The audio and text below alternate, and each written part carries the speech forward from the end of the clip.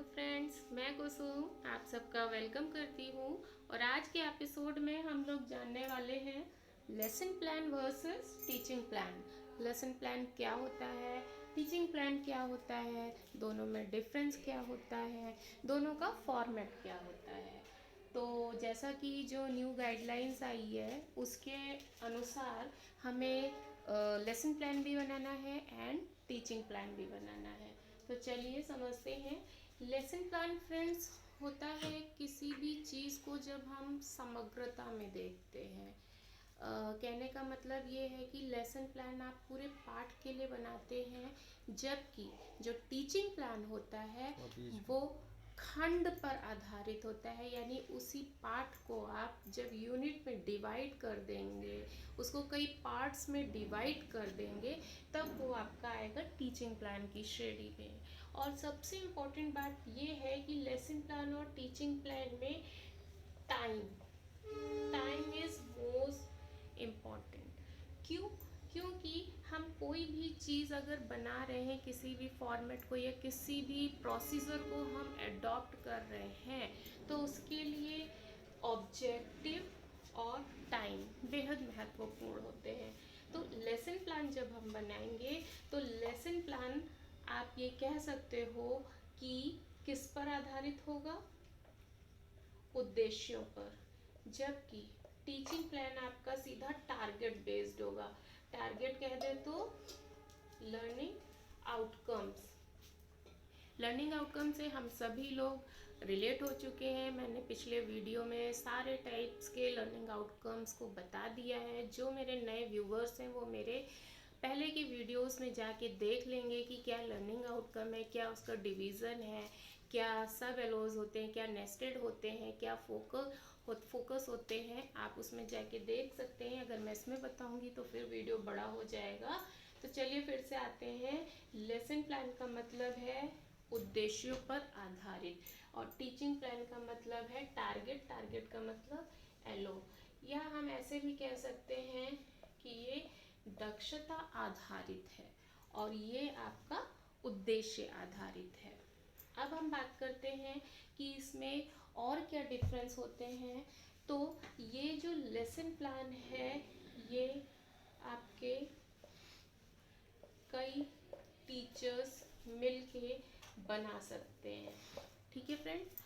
और जो teaching plan है वो केवल एक शिक्षक करता है, क्योंकि ये आप पूरे लेसन का प्लान बना रहे हो तो आप टीम वर्क कर सकते हो। बेसिकली इसमें आपके एडमिनिस्ट्रेटिव यानी जैसे आपके हेड होते हैं वो आपको कोऑपरेट कर सकते हैं।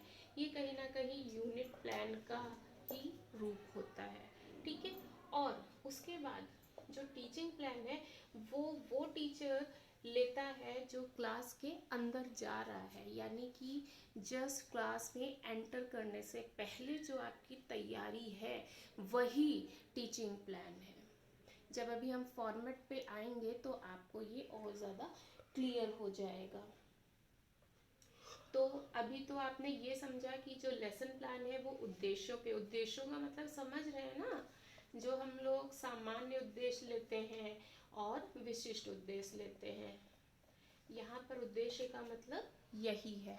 और यहाँ पर टारगेट का मतलब है कि प्रेरणा सूची आपको जो लर्निंग आउटकम्स दे रही है, जिन दक्षताओं को वो हासिल करने की हमसे अपेक्षा कर रही है, प्रस्ताव कर रही है कि ये अपेक्षाएं ये दक्षताएं आपको पूरी करनी ही करनी है, ये उनसे रिलेटेड है। अब हम बात करेंगे कि इसका फॉर्मेट में क्या डिफरेंस आएगा। फ्रेंड्स बिल्कुल भी घबराइएगा मत, बहुत सरल है। जैसे हम प्लान पहले बनाते थे हम बिल्कुल वैसे ही बनाने वाले हैं। तो सबसे पहले हम बात करेंगे लेसन प्लान के प्रारूप के बारे में, क्योंकि मुझे केवल आपको हल्का सा हिंट ही देना है। तो ये हो गया सामान्य सूचना। सामान्य सूचना का मतलब क्या है, जिसमें आप डेट डालते हो, डे भी डाल सकते हो, क्लास आ जाता है, सब्जेक्ट या टॉपिक, हाँ सब्जेक्ट आएगा फिर टॉपिक आएगा, या लेसन नेम हो गया, ड्यूरेशन हो गया। क्लियर? ये हमारी हमारी सामान्य सूचना हो गई। इसके बाद नेक्स्ट आता है हमारा सामान्य उद्देश्य। सामान्य उद्देश्य में विषय आधारित उद्देश्य होता है। जैसे अगर आप हिंदी पढ़ा रहे हो तो बच्चे हिंदी विषय के प्रति रुचि बढ़ाते हैं, हिंदी के महत्व को समझते हैं। इस तरीके से जो जनरल उद्देश्य होते हैं वो आपके सामान्य उद्देश्य में आ जाएंगे। फिर है आपका विशिष्ट उद्देश्य। विशिष्ट का मतलब यहाँ पर क्या है, स्पेशल ऑब्जेक्टिव से मतलब है यहाँ पर ये क्या होते हैं, ज्ञान होता है आपका, बोध होता है आपका, अनुप्रयोग होता है आपका, और नेक्स्ट होता है क्या, बोलिए, कौशल। गणित वाले होंगे तो तर्क भी लिख सकते हैं, विज्ञान वाले इसको कई बार लोग तर्क कह देते हैं। अपने मॉड्यूल की गाइडलाइन के हिसाब से ये तर्क ही है। और हाँ, भाषा वाले इसको थोड़ा सा और मॉडिफाई अगर करना चाहें तो इसके आगे वो अभिवृत्ति, अभिरुचि और अभिव्यक्ति, इन 3 कॉलम्स को जोड़ सकते हैं। ठीक है फ्रेंड्स। अब अभिव्यक्ति का मतलब है जैसे आप अगर पोएम पढ़ा रहे हैं, मेरा देश सलोना देश, तो बच्चे जो हैं उसकी अभिव्यक्ति कर सकें, सुना सकें, हाव भाव से बोल सकें। अभिवृत्ति का मतलब है कि वो कवि के प्रति जो अपनी मतलब जो उनका अनुभव बनेगा वहाँ से, कवि के प्रति वो रेस्पेक्ट की भावना रखते हैं कि उनके लिए इतनी अच्छी पोयम उन्होंने बनाई या आपके लिए आपने इतने अच्छे से पढ़ाया, तो ये अभिवृत्ति में आता है कि बच्चों में वो चीज़ डेवलप होनी चाहिए। कंटेंट के प्रति जो उसका महत्व है, जो मॉरल है, वो कहीं ना कहीं उनके अंदर डेवलप होना चाहिए। अभिरुचि, अभिरुचि का मतलब है कि उससे उनके इंटरेस्ट में क्या इजाफा होता है। जैसे सपोज हम कर लें कि बच्चों से आपने मेरा संकलन बनवाया, हाँ, जिसमें कि वो अपने फेवरेट उसी कवि की कविता लिख सकते हैं या किसी और लेखक की लिख सकते हैं, तो ये आपका आ जाएगा मेरा संकलन में। तो ये 3 जो है आपके हिंदी भाषा में आ जाएंगे, चाहे आप पाठ पढ़ाइए चाहे आप कविता पढ़ाइए। इसके बाद हम आते हैं पूर्व ज्ञान। पूर्व ज्ञान, इसको मैं डिस्कस नहीं कर रही हूँ, हम सब इसको बहुत जानते हैं। फिर आ जाता है आपका सहायक सामग्री। हाँ, हम बेसिक वाले अब सहायक सामग्री में हमारे पास अगर 1 2 3 के लिए आप बना रहे हो तो फाउंडेशनल लर्निंग का आपको गाइडलाइन फॉलो करना पड़ेगा। तो यहाँ पे 4 तरीके की सामग्री हमको मिल रही है। कहानी पोस्टर है, कविता पोस्टर है, और सहज पुस्तिका है, और एक कोई और है जो मैं अभी इस समय मिस कर रही हूँ। हाँ, एक चित्र चार्ट है, चित्र कोई भी मतलब दृश्य वाला होगा वो चित्र पोस्टर। तो ये 4 तरीके की सहायक सामग्रियाँ हैं, इनको भी हमें इंक्लूड करना पड़ेगा, तो इसका आप ध्यान रखेंगे। उसके बाद है 6th पॉइंट है हमारा प्रस्तावना। और प्रस्तावना हमारी रोचक प्रस्तावना होनी चाहिए। ये इसका भी आपको मॉड्यूल में दिया हुआ है कि किस तरीके से आप रोचक प्रस्तावना बनाएंगे। नेक्स्ट है आपका उद्देश्य कथन। अब आप बच्चों के पूर्व ज्ञान को नए ज्ञान से किस माध्यम से जोड़ने जा रहे हैं वो यहाँ मेंशन करेंगे, यानी यहाँ पर आपका टाइटल खुलकर आएगा। फिर है आपका प्रस्तुतिकरण। इसका फोटो आप क्लिक करना चाहें तो कर लीजिएगा। अब है हमारा प्रस्तुतिकरण। अब भाषा वाले थोड़ा सा ध्यान दें कि प्रस्तुतिकरण 7वां पॉइंट था शायद, प्रस्तुतिकरण। अगर सोशल साइंस के हैं तो वो व्याख्या के बाद विकासात्मक प्रश्न के साथ जाएंगे, और भाषा वाले जो हैं आदर्श वाचन करेंगे, फिर अनुकरण वाचन है। उसके बाद जब आप काठिन्य निवारण कर देंगे, काठिन्य निवारण का इसके बाद आएगा, तब उसके बाद आप मौन वाचन भी कर लेंगे। तो 8 आप काठिन्य निवारण कर लेंगे। वोकैबुलरी यहाँ पर क्योंकि शब्दकोश का बड़ा ही इम्पोर्टेंट रोल होता है। ओके, तो काठिन्य निवारण हो गया। उसके बाद आपका ये आएगा मौन वाचन। ठीक है, मौन वाचन से बच्चे ज़्यादा अर्थ को ग्रहण करते हैं, तो ये अर्थ ग्रहण करने के लिए है। आपने तो समझा दिया, लेकिन जब वो साइलेंट रीडिंग करेंगे तो वो ये जानेंगे कि उन्होंने अर्थ कितना ग्रहण किया, फिर उनकी क्वेरीज डेवलप होंगी और तब आप उनको शॉर्ट आउट करेंगे। उसके बाद आपका आ जाता है बोध प्रश्न। भाषा वाले बोध प्रश्न कर लेंगे, गणित वाले भी कर लेंगे, लेकिन सोशल साइंस वाले विकासात्मक प्रश्नों के साथ भी जाएंगे। ठीक है फ्रेंड, विकासात्मक प्रश्नों के साथ आप जाएंगे। उसके बाद है श्यामपट्ट कार्य। जो प्रश्न आप दे रहे हैं, पूछ रहे हैं, उनको आप श्यामपट्ट पे लिख देंगे, फिर बच्चे उतारेंगे। उस दौरान आप निरीक्षण या मूल्यांकन कर लेंगे। निरीक्षण कर लीजिए, चाहे मूल्यांकन के लिए आप एक और पॉइंट बना लीजिए, मूल्यांकन हो जाएगा। उसके बाद आप एक बार पुनरावृत्ति कर देंगे, यानी समअप कर देंगे। पुनरावृत्ति बहुत ज़रूरी है फ्रेंड्स, क्योंकि अगर आप पुनरावृत्ति नहीं करेंगे तो कुछ पॉइंट्स बच्चे स्किप कर सकते हैं। एंड लास्ट में आ जाता है परियोजना कार्य। गृह कार्य मैं नहीं कहती हूँ, आपको हर जगह गृह कार्य लिखा मिल सकता है, बट हमें गृह कार्य ऐसा नहीं देना है जिसमें बच्चों का कोई क्रिएटिविटी ना हो, इसलिए मैंने इसको परियोजना कार्य किया है, जिससे कि उनकी सृजन क्षमता बढ़े। ठीक है फ्रेंड्स, आप चाहें तो लिख सकते हैं गृह कार्य, बट मुझे नहीं पसंद है, मैं परियोजना कार्य ज़्यादा पसंद करती हूँ, ये तो आपके ऊपर होगा। तो ये था आपका लेसन प्लान का फॉर्मेट। अब हम जानेंगे शिक्षण योजना का क्या फॉर्मेट होगा। शिक्षण योजना, क्योंकि इसका एक पार्ट है जिसमें कि हम एक एलओ को केवल उठाएंगे, इसलिए उसका जो फॉर्मेट है उसमें ज़्यादा पॉइंट्स नहीं है, वो बहुत सरल है। और जब हमें टीचर्स डायरी मिलेंगी तो हम अपने लेसन प्लान का एक समरी टाइप का टीचिंग प्लान में उतार देंगे। तो ये रही आपकी शिक्षण योजना। लेसन प्लान से तो सभी लोग परिचित हैं, उससे काफ़ी कंफर्ट फील करते हैं। शिक्षण योजना को पता नहीं क्यों कुछ लोग परेशान हैं लेके। इसमें भी आपका सामान्य सूचना है, तो ऐसे करके आप बना लीजिए सामान्य सूचना, जिसमें आपके ऐसे पॉइंट्स आ जाएंगे।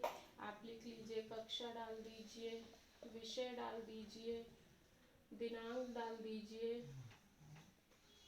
सॉरी यहाँ पर आप डाल दीजिए टॉपिक, प्रकरण, ठीक है, और यहाँ पे डाल दीजिए दिनांक। उसके बाद आप डाल देंगे समयावधि, जो कि शिक्षण योजना में बहुत ज़रूरी है। ये 40 से 45 मिनट आपको मिलेंगे इसके लिए। अब आता है नेक्स्ट पॉइंट, ये तो 1 था। 2 आता है आपका एलओ, यानी learning outcome. Learning outcome code सही डालिए तो ज़्यादा सही है। जैसे आपने डाल दिया, बच्चे वर्ण की पहचान करते हैं। हाँ फ्रेंड्स, एक चीज़ यहाँ पे मैं मेंशन करना चाहूँगी कि लेसन प्लान के जो उद्देश्य हम लिखते हैं, उसमें हम लेसन प्लान हमारी एक तैयारी होती है, जिसमें कि हम बच्चों के साथ काम करने जा रहे होते हैं। तो वहाँ पे तो ये छूट दी गई है कि हम कह सकते हैं कि ऐसा बच्चे कर लेंगे, और जिसके लिए हम शिक्षण योजना बनाएंगे। तो शिक्षण योजना जो है हमारी, वो फाइनल आउटपुट होता है एक तरीके से, जो आउटकम निकल कर आता है। तो इसकी लैंग्वेज में आपको हमेशा करते हैं लिखना होगा, यानी एक्शन वर्ड्स का यूज़ करना होगा। ठीक है, इसमें आप नहीं लिखेंगे कि बच्चे कर लेंगे, परफेक्शन के लिए आपको यही करना पड़ेगा। उसके बाद है, आपने एलओ ले लिया, फिर आप डालेंगे प्रकरण। आपका प्रकरण क्या है, यहाँ पर आपका वही ये उठ के आ जाएगा जो भी आपने पाठ लिया होगा, पाठ का नाम आ जाएगा। फिर फ्रेंड्स आपका आ जाता है टीएलएम। आप कौन सा टीएलएम यूज़ करने जा रहे हैं, फिर आपका नेक्स्ट आ जाएगा शिक्षण प्रक्रिया। यहाँ पर इस पॉइंट को समझना बहुत ज़रूरी है। शिक्षण प्रक्रिया आपकी, आपने देखा है शिक्षण की शुरुआत में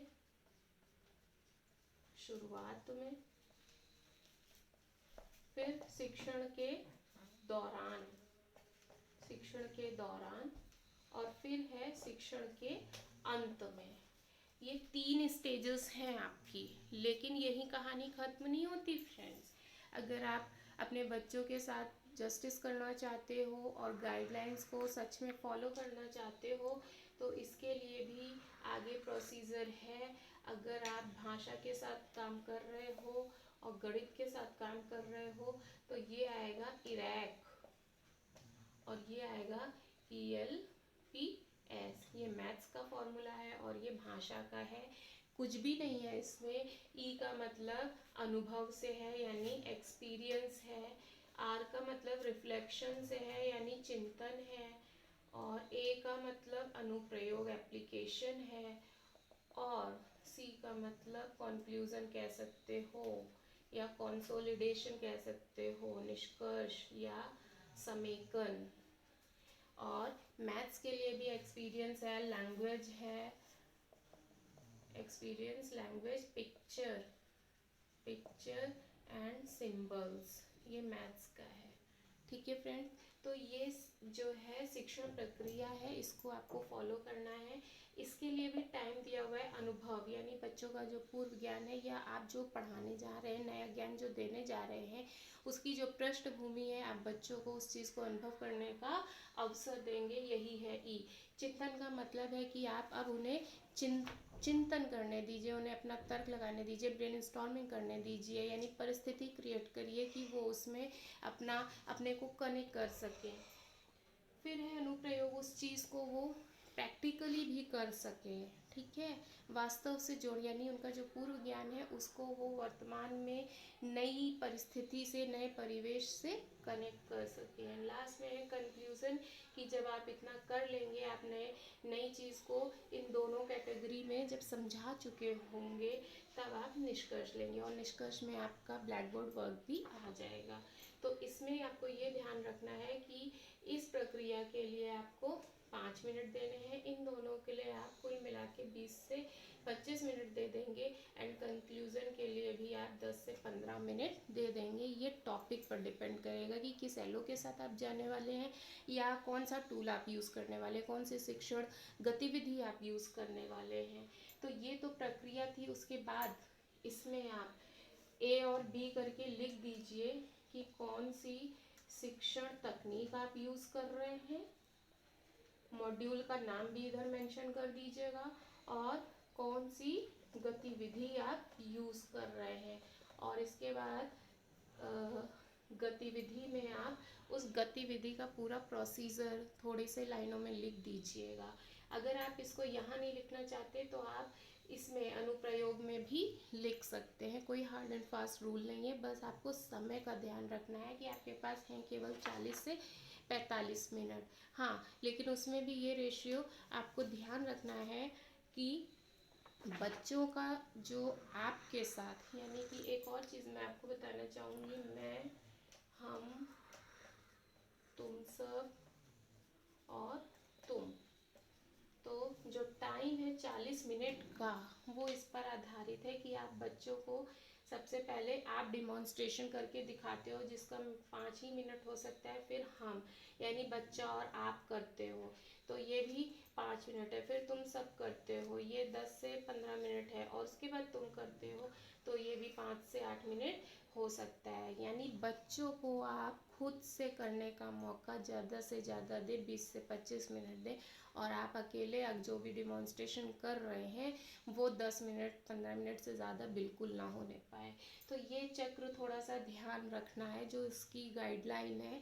बाकी चीज़ें जनरल है लेकिन ये जो इतना मैंने बताया ये काफ़ी इम्पॉर्टेंट है। और जब आप इतना कर लेते हैं तो आपका काम खत्म हो जाता है। फिर यहाँ पर नेक्स्ट आ जाता है प्रदत्त कार्य, यानी जो भी असाइनमेंट आप बच्चों को देंगे, फिर से वही बात कहूँगी, क्रिएटिव होना चाहिए, प्रोजेक्टिव होना चाहिए। फिर आ जाता है स्वमूल्यांकन। सेकेंड लास्ट है स्वमूल्यांकन। इसमें आपने बच्चों का जो भी आकलन किया है उसकी रिपोर्ट, यहाँ पे आकलन रिपोर्ट आएगी, ठीक है। वो 5 से 10 लाइन में आप लिख देंगे। और उसके बाद आगामी योजना, यानी कि जो बच्चे आपके इस एलओ में विफल रहे या आंशिक रूप से सफल हुए, उनके लिए आप नवीन क्या सोच रहे हैं, कौन सी तकनीक अपनाएंगे, आप क्या गतिविधि अपनाएंगे जिससे कि वो इस एलओ को पूरा कर ले, वो चीज़ आप यहाँ पे मेंशन करेंगे। और लास्ट है आपका आकलन प्रपत्र। ये इस शिक्षण योजना का हिस्सा तो है बट इस फॉर्मेट का हिस्सा नहीं है, तो आप आकलन प्रपत्र बनाएंगे। आकलन प्रपत्र वर्कशीट के रूप में भी आप ले सकते हैं। उसके बाद उसको चेक करेंगे, जो अगर बच्चा आपका पास हो जाता है तो आप उसको प्रेरणा सूची में अंकन कर देंगे, प्रेरणा तालिका में अंकन कर देंगे। और यहाँ पे आपका काम हो जाएगा खत्म। और मेरा भी काम इस वीडियो के लिए खत्म हो गया है, बहुत टाइम भी हो गया है। तो फिर से एक बार समअप कर दूँ।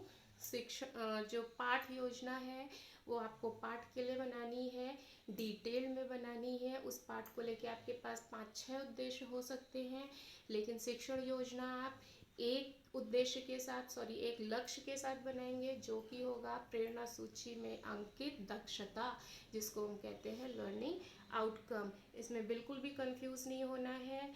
जो लेसन प्लान है, जैसा बीएड बीटीसी में हम बनाते रहे हैं, वही हमें फॉर्मेट रखना है। शिक्षण जो योजना है उसमें हमें क्या करना है, एलओ लिखना है। उसके लिए हम शिक्षण प्रक्रिया हमारी जो है उसके लिए आप इरैक और ईएलपीएस का यूज़ करने वाले हैं। गतिविधि को थोड़ा सा मेंशन कर देंगे, उसके बाद स्वमूल्यांकन कर देंगे, बच्चे का आकलन कर लेंगे। आकलन प्रपत्र आप हर लेसन के लिए बना के रखेंगे। जब आप चेक कर लेंगे तो बच्चा सफल है तो प्रेरणा सूची में उस दिन की डेट डाल के उसको अंकित कर देंगे। रेमेडियल का आपका काम यहीं पे खत्म हो जाएगा। और फाउंडेशन लर्निंग की जो हमारी यात्रा शुरू होने वाली है फ्रेंड्स, वो भी इजी नहीं होगी गाइडलाइन के अनुरूप। ऐसे तो हम सब अपने बच्चों के साथ बहुत कंफर्टेबल होते हैं और हम बहुत अच्छा सिखा ले जाते हैं, लेकिन क्योंकि हम सर्विस में हैं तो हमें गाइडलाइंस को फॉलो करना होता है। और आ चुकी है 1 2 3 के लिए नई गाइडलाइंस। तो नए वीडियो में मिलेंगे, तब तक के लिए नमस्ते।